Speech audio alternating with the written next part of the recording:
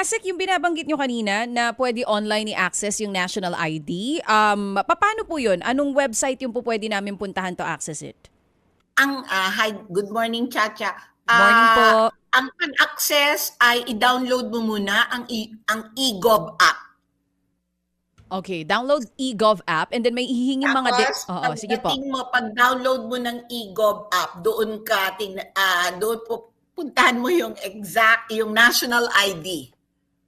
Ibibigay mo yung information mo. Okay, oo. Kailangan ibigay mo yung first name, last name, first name, middle name, at ang iyong birthday. Oo. Pagkatapos po, pag naibigay na yun, lalabas doon sa eGov app yung copy ng digital ID namin sa national... Hindi pa. hindi Magse-selfie ka pa. Iba-validate pa nila kung ikaw talaga yon. Kasi pwede kang mag-input ng ibang name and alam mo yung information at makukuha mo. So magse-selfie ka pa. So, pagkatapos po nun, pag na-confirm na ikaw talaga yung kumukuha ng national ID, lalabas yung national ID at Okay, lalabas that's din nice. yung iba mo pang digital ID like yung sa digital na senior citizen, yung iyong NBI, lalabas din siya. Yung PhilHealth, lalabas din siya all through the eGov app. Oo. So, pwede po ba kami mag-request kung di pa nabibigyan ng physical copy through online sa eGov app? Hindi na po ma'am, kailangan mag-request. Diretso po, ma-access nyo.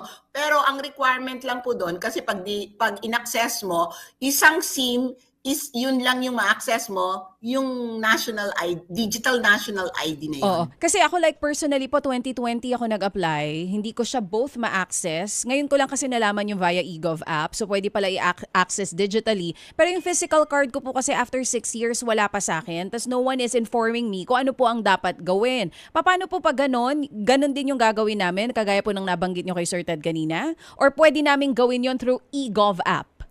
Through eGov app po, ma-access nyo na yung inyong digital national ID. Ma'am, kung successful yung inyong registration. Pero pwede po naming ma-check yon kung ibibigay nyo sa amin yung inyong information. Ma-check namin kung talagang successfully registered. Meron po kasi kaming cases na nagkakaroon ng problema dun sa kanilang biometric information, kaya po hindi tumutuloy yung issuance ng PhilSys serial number.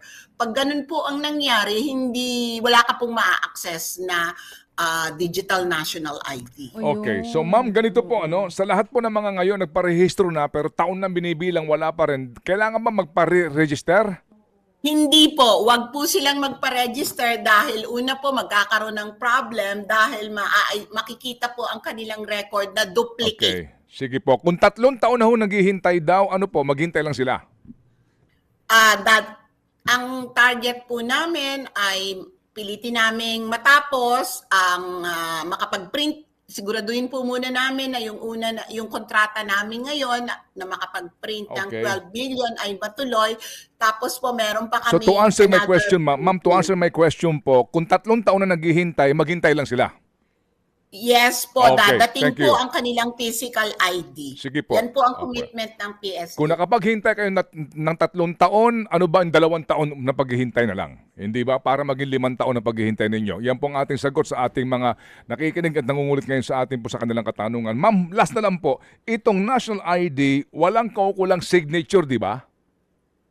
Wala pong signature as provided in the law. Okay. Pero yung ilalabas po namin na ID ngayon ay may tinatawag na signature strip. Yung digital ID sa eGov app, pwede rin pong kabitan ng signature. Pero yung signature po ito ay nasa labas. So digital strip, hindi po ito kinapture during the registration. Ma'am, wag na ho natin muna pag-usapan yung digital ha. Doon po tayo sa physical card mismo na ID. Kasi ito po yung gusto ng marami, Opo, please lang. So dito po sa physical na actual na ID card, wala pong signature, di po ba?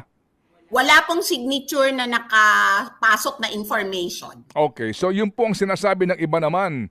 Oo, humihingi pa po ng signature ID na may signature. yun pong ipiprint namin ngayon with NPO ay may tinatawag na signature strip. So pwede po silang pumirma doon sa signature strip, doon sa physical card. Okay. Mga kapatid, para sa iba pang mga balita at impormasyon, sundan niyo po kami sa X, Instagram, Facebook at syempre sa TikTok, True Network PH. Mag-subscribe din po kayo ha sa aming YouTube channel, True Network. May website din po tayo, truenetwork.ph, at pwede nyo rin po kaming mapanood sa Channel 19 ng aming True FM TV. Lagi pa rin makinig sa radyo dito po sa 105.9 True FM dahil dito, lagi po sa'yo, kapatid.